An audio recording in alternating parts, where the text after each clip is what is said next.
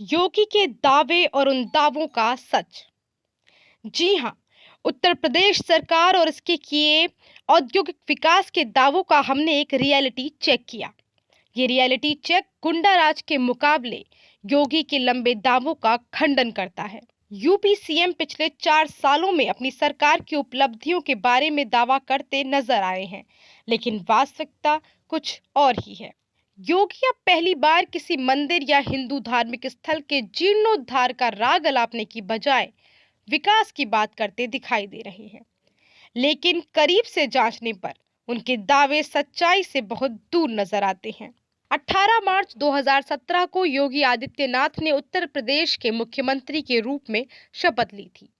19 मार्च 2021 को the Indian express में उनके नाम का एक रेखांकित लेख दिखाई दिया, जिसमें उन्होंने पिछले 4 सालों में अपनी सरकार की उपलब्धियों के बारे में निराधार दावे किए। शुरुआत में आदित्यनाथ का दावा था कि पिछले 4 सालों में राज्य सरकार ने लोगों की आकांक्षाओं को पूरा करने में प्रगति की है। यूपी भारत में सबसे अच्छा व्यवसाय और निवेश गंतव्य प्रदेश बन गया है और अर्थव्यवस्था के मामले में ये दूसरे स्थान पर है, जो देश के लिए विकास इंजन की भूमिका निभा रहा है। आइए हम एक रियलिटी चेक करते हैं और इस चेक में हमें पता चला कि यूपी वास्तव में दूसरे स्थान पर है।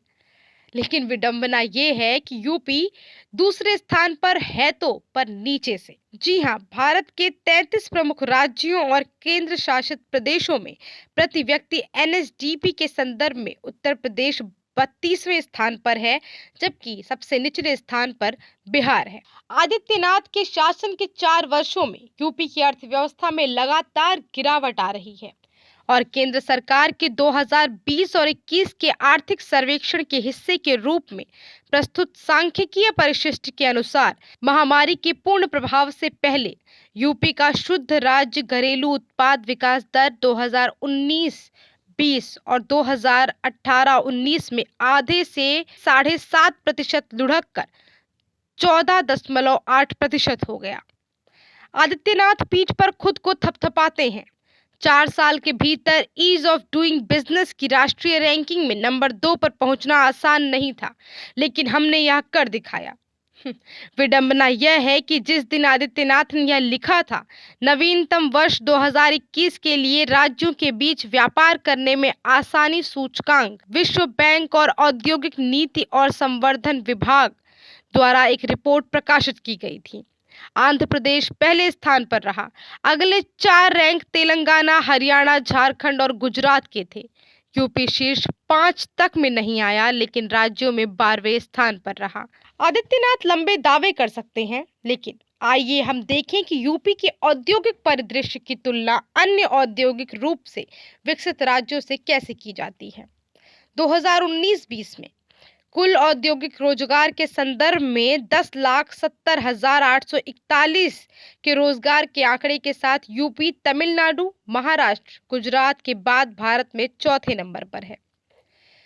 इसी वर्ष कारखानों की कुल संख्या के संदर्भ में अगर आपको बताएं तो 15,830 कारखानों के साथ यूपी तमिलनाडु, गुजरात और महाराष्ट्र के बाद चौथे स्थान पर है। आदित्यनाथ का दावा है कि उनकी सरकार ने बेघरों को 40 लाख घर दिए, 1,38,00,000 घरों को बिजली कनेक्शन दिया और जल जीवन मिशन के तहत हर घर को सुरक्षित पेयजल उपलब्ध कराने के लिए काम भी कर रहे हैं। लेकिन आप लोगों को बता दें कि लोगों को प्रधानमंत्री आवास योजना के तहत मकान मिले और इसी प्रधानमंत्री सहज बिजली हर घर योजना के तहत प्रधानमंत्री द्वारा शुरू की गई एक नई योजना, जिसके तहत 25,02,017 नए बिजली कनेक्शन प्रदान किए गए, जिसके लिए सारा धन केंद्र से आया। जल जीवन मिशन भी एक केंद्रीय योजना है, लेकिन आदित्यनाथ अपने लिए क्रेडिट का दावा करते नहीं थक रहे हैं। आदित्यनाथ के हर दावे का बिंदु दर बिंदु खंडन किया जा सकता है। चलिए हम मीन मेख निकालने पर समय बर्बाद नहीं करेंगे, लेकिन यूपी में वास्तविक विकास संबंधी चुनौतियों पर ध्यान जरूर देंगे। यूपी में औद्योगिक परिदृश्य इतना धूमिल आखिर क्यों है?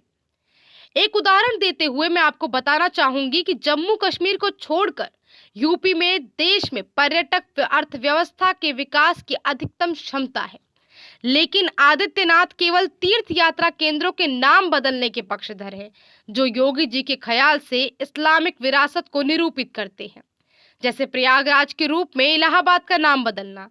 लेकिन अजीब तरह से पर्यटकों को प्रयागराज में या पर्यटक आकर्षण के ऐसे कई शहरों में रहने के लिए एक अच्छा होटल तक नहीं मिल सकता है, सिवाय आगरा या अन्य शहरों के।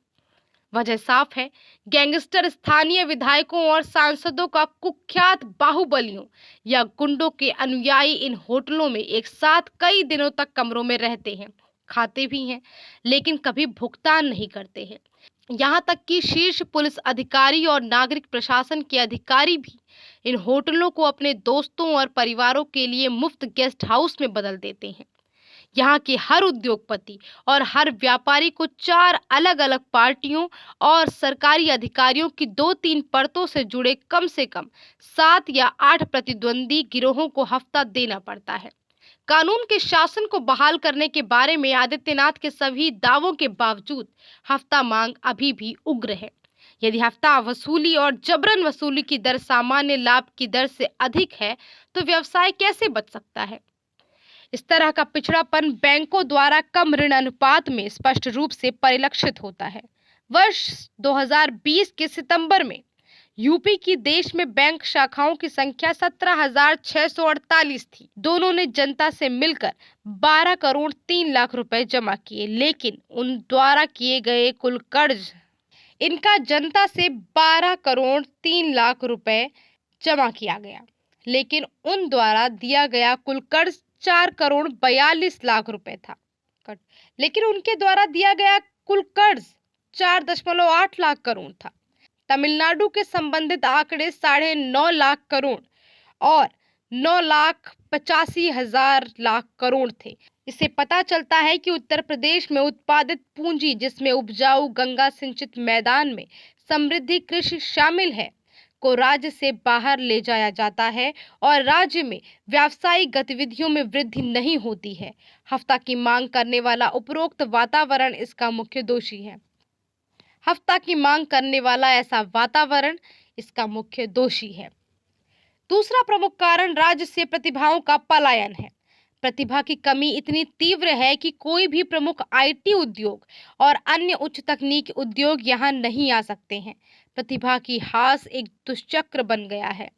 केवल वे जो न्यूनतम 15 से 25 लाख रिश्वत दे सकते हैं, वे कॉलेज शिक्षक बनने की उम्मीद कर सकते हैं, चाहे वह निजी हो या सरकारी कॉलेज। ऐसे शिक्षकों के साथ कोई भी शिक्षा की गुणवत्ता की कल्पना कैसे कर सकता है? कानपुर आईआईटी या बीएचयू जैसी गुणवत्ता वाली व्यावसायिक शिक्षा प्रदान करने वाले संस्थान राज्य से स्वप्रतिरक्षित द्वीप समूह बन गए हैं। राज्य के पतित संस्थागत मील के पत्थर में फिट होने में असमर्थ सभी प्रतिभाशाली लोग अपने अवसर पर बाहर निकलते हैं और अपने परिवार और दोस्तों के साथ कुछ हफ्ते बिताने के लिए संक्षिप्त यात्राओं को छोड़कर कभी भी असभ्य जंगल राज में लौटने की उम्मीद नहीं करते हैं। राज्य के पतित संस्थागत मील के पत्थर में फिट होने में असमर्थ सभी प्रतिभाशाली लोग पहले अवसर पर बाहर निकलते हैं और अपने परिवार और दोस्तों के साथ कुछ हफ्ते बिताने के लिए संक्षिप्त यात्राओं को छोड़कर कभी भी असभ्य जंगल राज में लौटने की हिम्मत नहीं करते। यूपी में शिक्षा को निजी कोचिंग सेंटरों में बदल दिया गया है, जिनकी संख्या लगभग 8,000 है, जो अनुमानित 50 से 60 लाख छात्रों से प्रति माह लगभग 8,000 से 20,000 रुपए वसूल करते हैं। हजारों युवाओं को आईआईटी और आईएएस की तैयारी कराने का दावा करते हुए देखना दुखद है। हालांकि उनमें से कोई भी अंग्रेजी में एक वाक्य सही से नहीं बोल सकता, लेकिन वे सेवा नौकरियों से ग्रस्त हैं और शराफत या बदमाशी द्वारा प्राप्त करने का प्रयास करते हैं। आदित्यनाथ का दावा है कि उन्होंने कोटा, राजस्थान जैसे कोचिंग सेंटरों में जाने के लिए छात्रों को प्रतियोगी परीक्षाओं के लिए मुफ्त कोचिंग देने के लिए इस साल फरवरी में मुख्यमंत्री अभ्युदय योजना शुरू की थी, लेकिन उन्होंने संभागीय मुख्यालयों में केवल 18 केंद्र शुरू किए हैं। केवल जब उन्होंने ऑनलाइन कोचिंग में शामिल होने वालों को मुफ्त इलेक्ट्रॉनिक नोटबुक देने की पेशकश की, तो लगभग 10 लाख छात्रों ने पंजीकरण कराया।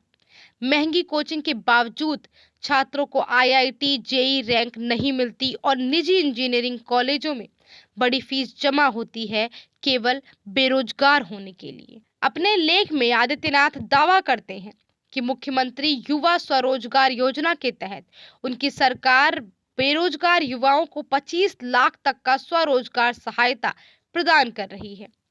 2021-22 के लिए यूपी के बजट में हालांकि इस योजना के लिए केवल 100 करोड़ रुपए की राशि प्रदान की गई है। अगर यह पूरा पैसा खर्च हो जाता है तो भी केवल 400 युवाओं को यह ब्याज मिलेगा। लेकिन यूपी में 35 लाख शिक्षित बेरोजगार युवा रजिस्टर्ड हैं। मैं आपको बता दूं कि ये संख्या अभी भी आधी है, क्योंकि आधे से ज्यादा लोग तो नौकरियों की तलाश में दूसरे राज्यों में चले गए हैं। तो अब आदित्यनाथ को किसी भी सफलता का दावा करने के लिए यूपी की सामाजिक अर्थव्यवस्था को और अधिक सुधारने की जरूरत है। अब तो दोबारा इलेक्शन भी आने वाले हैं, तो खैर अब तो योगी जी को बातों के अलावा कुछ कर भी लेना चाहिए, जो हवा में की गई बातों के बजाय जमीनी तौर पर सच होता दिखाई